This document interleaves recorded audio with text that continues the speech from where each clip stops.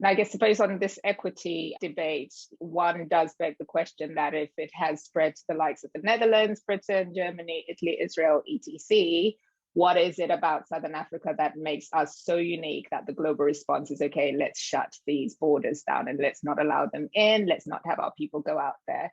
Graham, what are your views on some of these inherent biases that may exist in the global boardrooms and policy rooms? Well, the interesting thing was that yes, South Africa, the scientists, because they're ahead of the game of many of their world peers, were the first to discover it, and almost like being punished because they were the ones to discover it.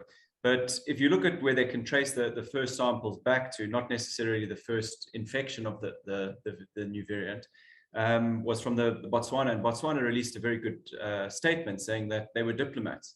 Now, they went very short of saying where those diplomats came from. Now, a diplomat coming into Botswana means they've come from another country. And it turns out now, I think a couple of days ago, they actually said that those diplomats arrived from Europe. So, ergo, the virus was in Europe technically before it was in Southern Africa, yet they've kind of put this ring fence around Southern Africa.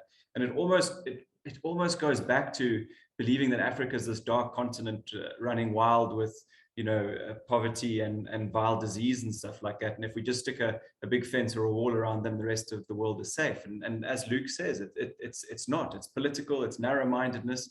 It's a reaction, a massive overreaction, if I can say that, to trying to contain something, a word you used earlier. But once it's jumped the net, it just needs one person to have the new variant outside, and it's just going to spread because people are looking into Africa saying they've got it, we can control it, we've closed them off. Meanwhile, it's running rampant, and very soon, mark my words, in a week's time, they'll notice that there's a lot more of the variant around